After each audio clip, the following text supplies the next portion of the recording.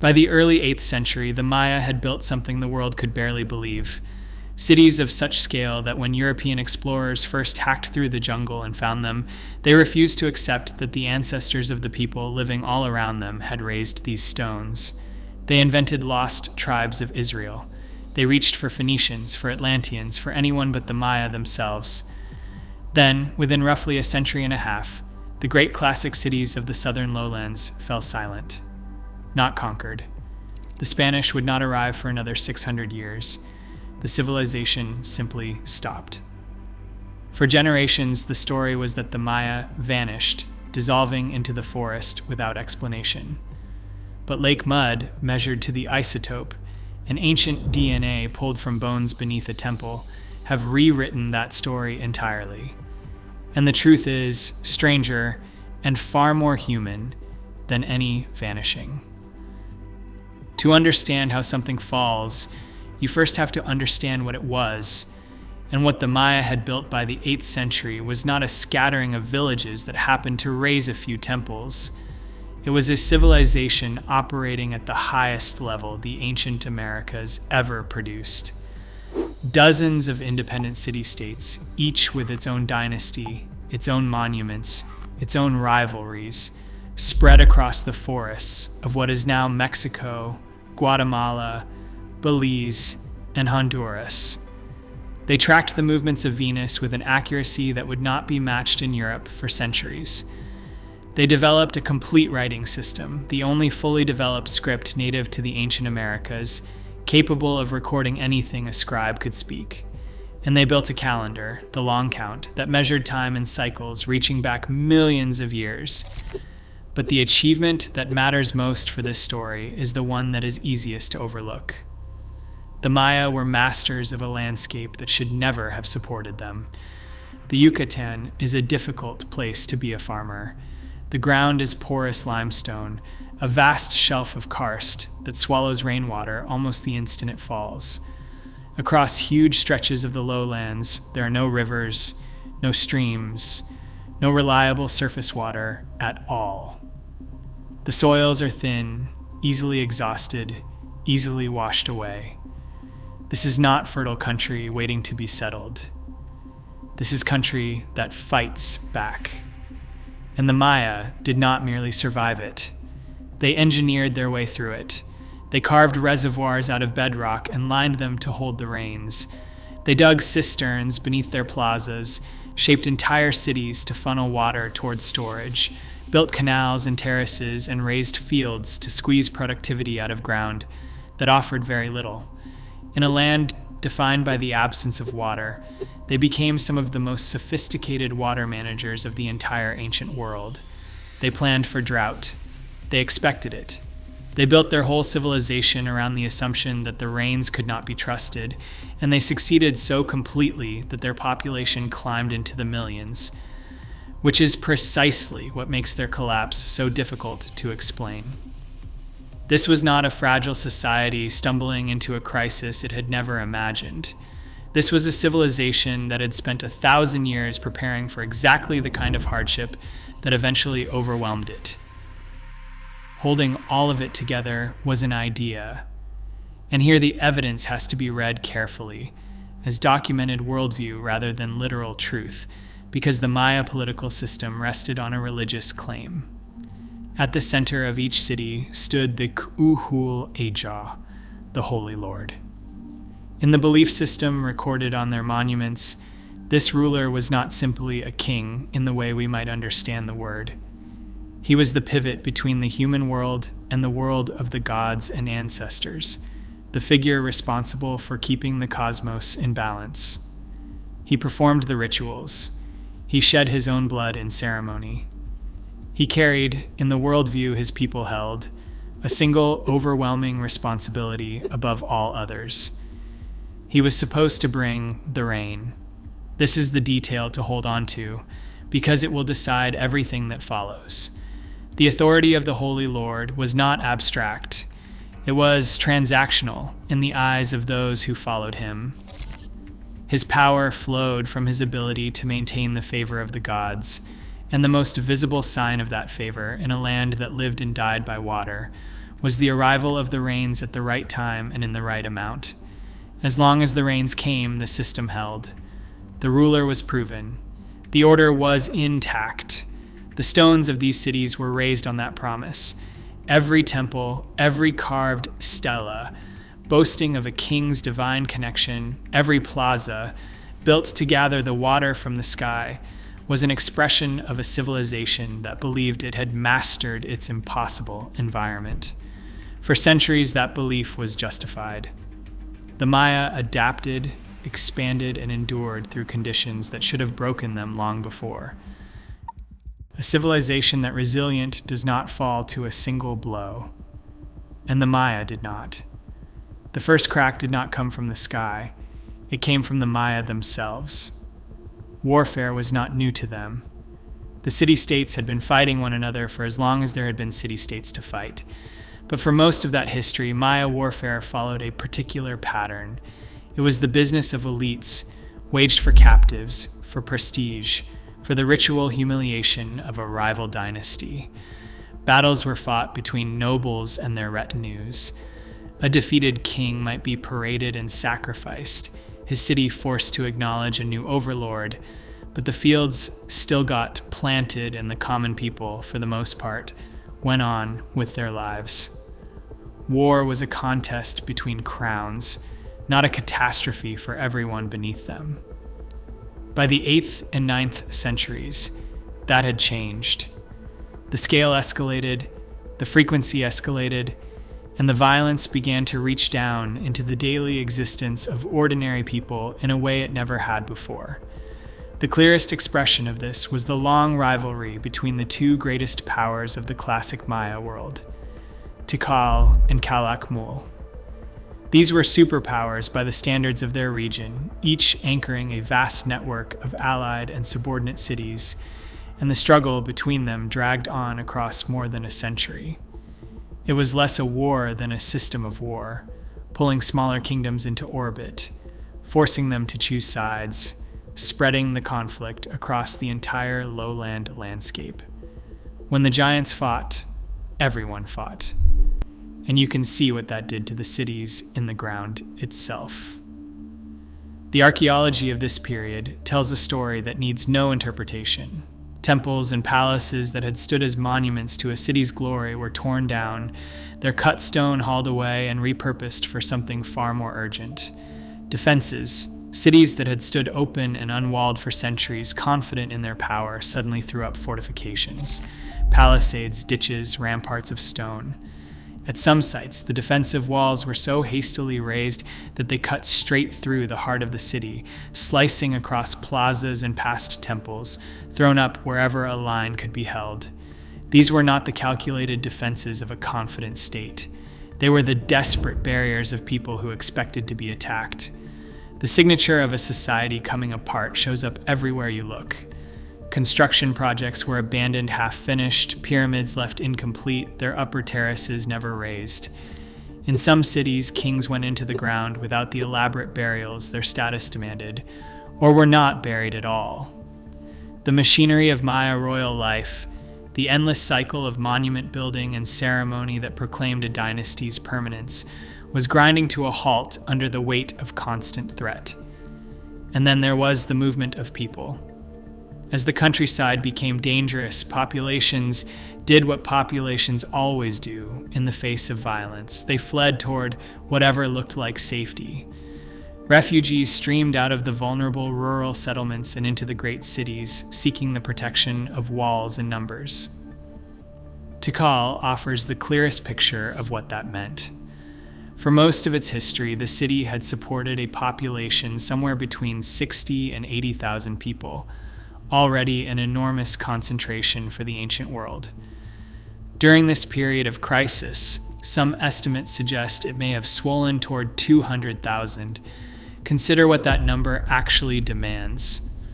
A city already straining to feed itself from thin soils and stored rainwater, suddenly asked to sustain 2 or 3 times its normal population at the exact moment when the surrounding farmland was becoming too dangerous to work. More mouths, fewer fields, and a wall around all of it. This was not a solution to the crisis. It was the crisis intensifying, concentrating itself, packing more and more people into spaces that could not support them and could not protect them indefinitely. The wars had done something no single battle ever could. They had begun to unravel the basic fabric of Maya society, the relationship between city and countryside, between ruler and ruled, between a people and the land that fed them. But warfare on its own was a wound the Maya had survived before. A wound like this could be healed. The problem was that it was never going to be on its own. The second wound was different from the first because the Maya inflicted it on themselves, and they did it not through failure but through success. To understand it, you have to understand what a Maya city physically required to exist. These were not settlements of mud and thatch. They were landscapes of stone and brilliant white plaster, temples and palaces and vast plazas coated in gleaming lime that caught the sun and announced a city's power from a distance. That plaster was not quarried. It was manufactured. And manufacturing it consumed the forest at a staggering rate. The process was simple and merciless. To turn limestone into lime plaster, you have to burn it. And burning it at scale demands enormous quantities of wood. Estimates of what a single major construction project cost in fuel run into acres of forest reduced to ash for the plaster of one temple facade. Multiply that across dozens of cities, across centuries of building, across a civilization whose rulers proved their greatness by raising ever larger monuments, and you begin to see the scale of the appetite. Every gleaming plaza was, in a sense, a forest that no longer existed, and plaster was only part of it. The forest was cleared for fuel of every kind, for building timber, and above all for farmland to feed the swelling cities. As the population climbed into the millions, the pressure on the land to produce more food translated directly into pressure on the trees. The forest retreated, year after year, generation after generation, pushed back to make room for maize. The consequences did not announce themselves immediately. That is what made them so dangerous. On the thin soils of the Yucatan, the forest was doing invisible work, holding the ground in place, cycling nutrients, keeping the fragile system of the karst lowlands functioning. Strip that forest away, and the protection went with it. Rain that had once been absorbed and slowed now ran freely across exposed ground, carrying the topsoil with it. Erosion accelerated, and in an environment where the soils were already dangerously thin, there was very little to spare. The land grew less productive at the precise moment the Maya needed it to produce more than ever. The fields that had to feed 100,000 people behind city walls were, quietly, becoming worse at feeding anyone at all. Some evidence suggests the erosion was severe enough to choke wetlands and bury fertile ground under washed-out sediment, degrading the very landscapes the Maya depended on most. Here is the terrible symmetry of it. The same drive that had built the civilization was now dismantling its foundation. The monuments that proclaimed Maya greatness were made from the forest.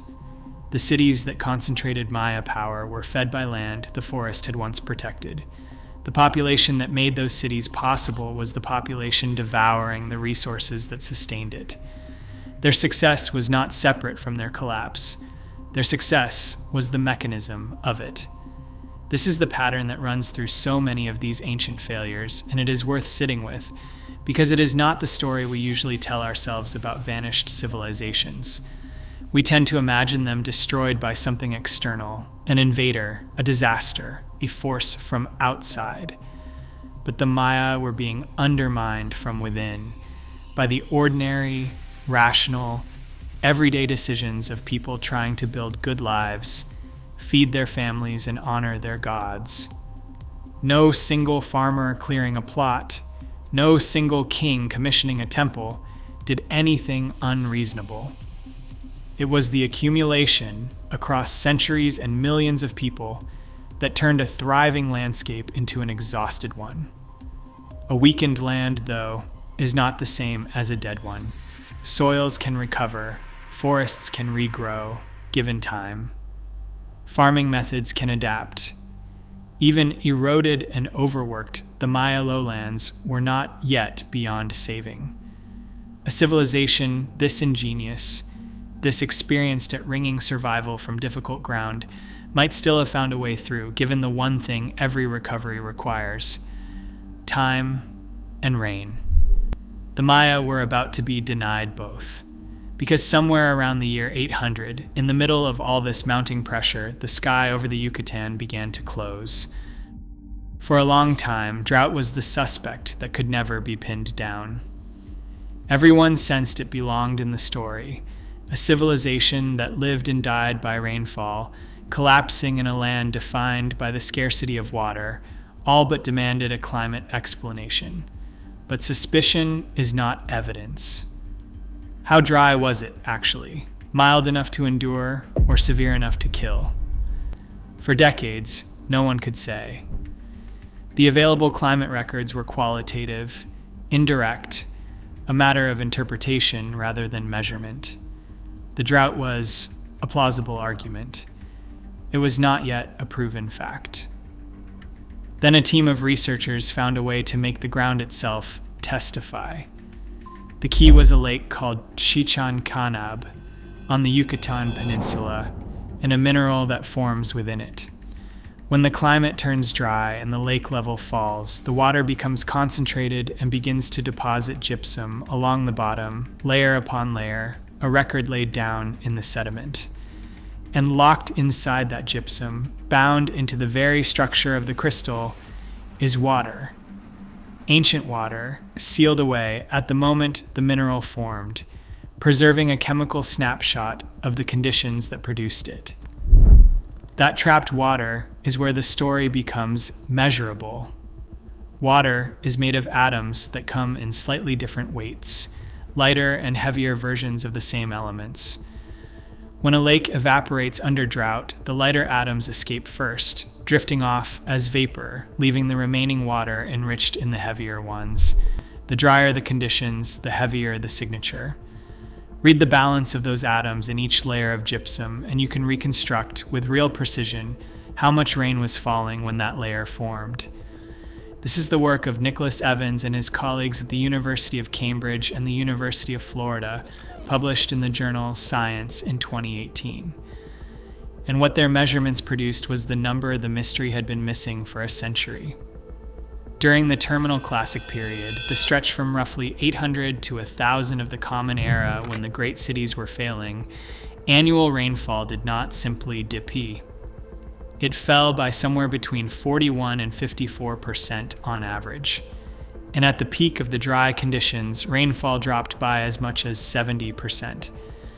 Relative humidity declined measurably alongside it. The atmosphere itself grew thirstier, pulling moisture from soil and crops and reservoirs that were already running low. Sit with what that would have meant on the ground. Cut a region's rainfall by half, year after year, and every system built around water begins to fail. The reservoirs the Maya had so brilliantly engineered were designed to bridge a bad season, not to survive decades of it. And this was not one drought. The evidence points to a series of them, punishing dry spells striking across the collapse and beyond. A long, cruel dry stretch in the 9th century, another around the year 930, and later, devastating episodes reaching deep into the following centuries. For farmers already working exhausted, eroded soil behind walls in overcrowded cities, this was the blow that no ingenuity could absorb. You cannot engineer your way out of rain that does not fall.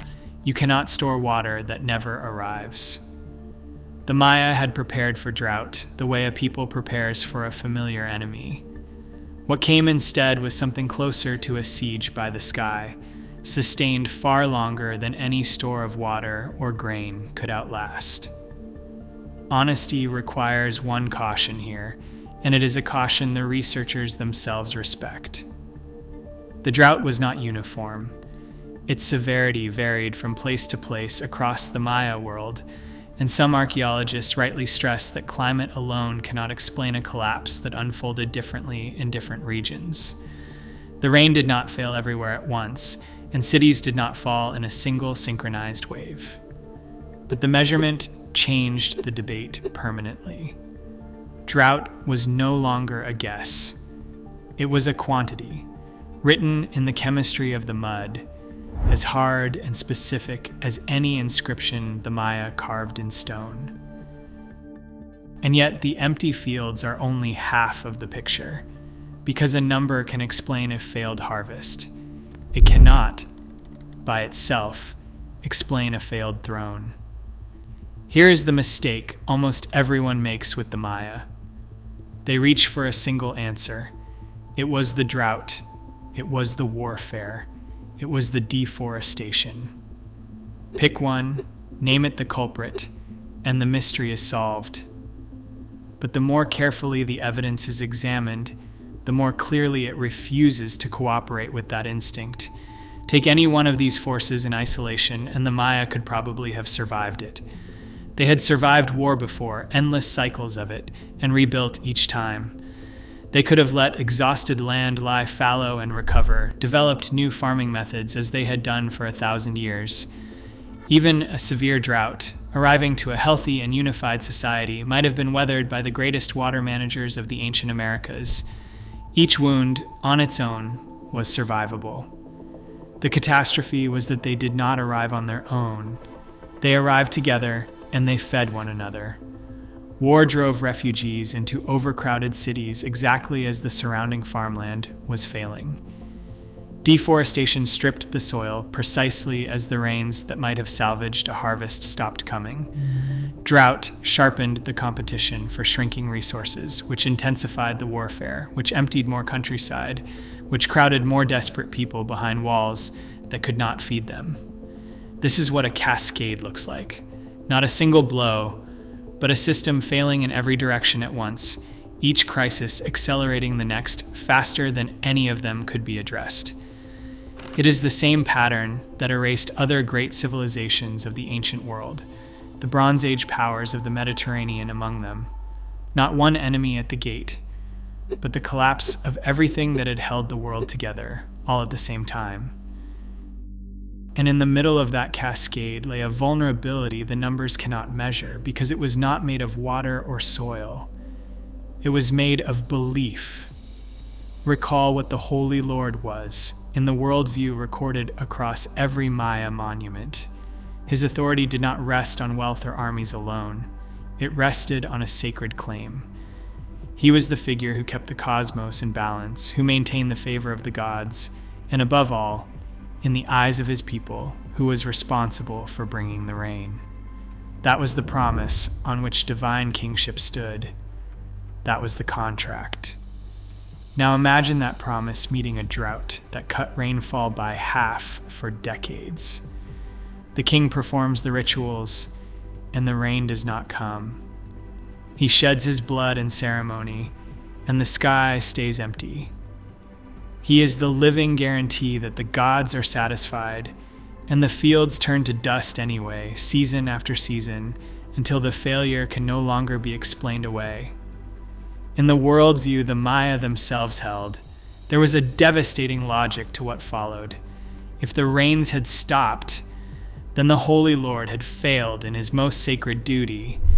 The gods were not satisfied, and the fault, by the very terms of the belief system, lay with the one man whose entire purpose was to prevent this. The drought did not only starve the Maya, it discredited their kings. At some sites, the evidence hints at exactly this kind of reckoning, a turning against the rulers who had failed to deliver on the divine bargain. Whether through open revolt or a slow collapse of confidence, the institution of divine kingship itself began to dissolve. The god kings stopped commissioning the monuments that had proclaimed their power. The workshops fell silent. And the great engine of classic Maya civilization, the endless recording of royal deeds in carved stone, sputtered out. You can watch it end in the inscriptions themselves. The dated monuments, once raised across the lowlands in a steady stream, grow scarce, then stop, the last of them clustering around the years 900 to 910. After that, In the southern cities, the building simply ceases. This is the detail that changes everything about how we read the collapse. What died was not a people, it was a system. The god kings, the stelae, the divine bargain, the whole classic order, all of it broke. Which raises the question no one asks often enough. If the system died, then where did the millions of people go? They did not vanish. That is the part the old story got most wrong of all. The southern lowlands had held a population in the millions, and populations that large do not simply evaporate into the forest. People died in the collapse, certainly, in the wars and the famines and the long droughts. But the survivors did what survivors have always done. They moved. And the records point in a clear direction. North. As the southern cities fell silent, the northern lowlands rose. This is the detail that quietly demolishes the vanishing myth, because at the very moment the classic world was ending, other Maya cities were entering a golden age. Chief among them was Chichen Itza, which surged into a regional superpower in the wake of the collapse. And it did so, tellingly, by discarding the very thing that had destroyed the South. Chichen Itza moved away from the model of the single divine king and toward rule by council, a broader sharing of power. It dominated trade, especially the flow of salt, and made itself the political heart of the northern lowlands for centuries. The Maya had not disappeared. They had reorganized, abandoning the broken system and building something new on top of it. And beneath one of Chichen Itza's temples, the ground held a final piece of evidence that no inscription could ever have provided. Near the city's sacred cenote lies a choltun, an underground chamber, and inside it were the remains of 64 children. For over a century, their story could only be guessed at.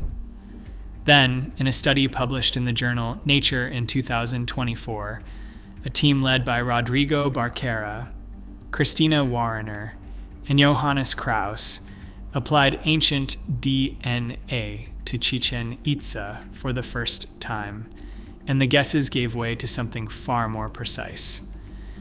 The first finding overturned a long-held assumption.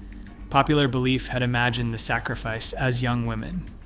The DNA showed that every one of these children was male. The second finding was stranger still. Many of them were closely related, and among them were 2 pairs of identical twins. To the researchers, that detail resonated with a specific thread of recorded Maya mythology, the hero twins of the Popol Vuh, a story of paired brothers central to the belief system of the region. The genetics did not confirm the myth, but they revealed a pattern of ritual that appeared to move in deliberate conversation with it. Then came the finding that reaches all the way into the present. The team compared the ancient genomes to the DNA of 68 living Maya people from the nearby town of Tixcacaltuyub, and the two matched. Direct genetic continuity, stretching unbroken from the people beneath the temple to the people living beside its ruins today. The ancestors of the modern Maya were not some vanished race. They were, in the most literal biological sense, the same people. But the living carried something their ancestors did not. In their immune genes lay adaptations to salmonella, the bacterium behind typhoid fever, protections shaped by the catastrophic epidemics that swept the Americas after European contact. Written into their DNA was the molecular scar of a plague their ancestors had endured and outlasted. The survival was not metaphorical. It was inscribed in the body itself. This is what the vanishing story could never account for. The Maya did not end with the collapse of the classic cities, and they did not end with the arrival of the Spanish, and they have not ended now. Today, there are roughly 7 million Maya people living across Mexico, Guatemala, Belize, and beyond, speaking more than 30 distinct Mayan languages, many still counting the days by calendars their ancestors devised more than 1,000 years ago. The stelae fell silent. The god kings were discredited and their monuments abandoned. The great southern cities were swallowed by the forest so completely that later explorers refused to believe the Maya had built them. But the people who raised those cities never disappeared. They shed a system that had failed them and carried themselves forward, north, and then through 500 years of conquest and disease that should have finished what the drought began. They are still here. So why did the Maya civilization really collapse? Not for any single reason, and not in the way the legend claims. There was no vanishing. There was a cascade. Warfare that turned total, a forest devoured to feed the cities it built, and a drought we can now measure to the percentage point, rainfall cut by half for decades on end. Together, they broke something specific. Not a people, but a system, the god kings and the divine bargain and the whole classic order that stood or fell on the promise of rain. The mud gave us the number, the DNA gave us the continuity, and the two together tell a truth stranger than any myth of a lost race swallowed by the jungle. The thrones shattered. The stelae fell silent. The great cities emptied into the forest. But the Maya themselves survived all of it. They are still here.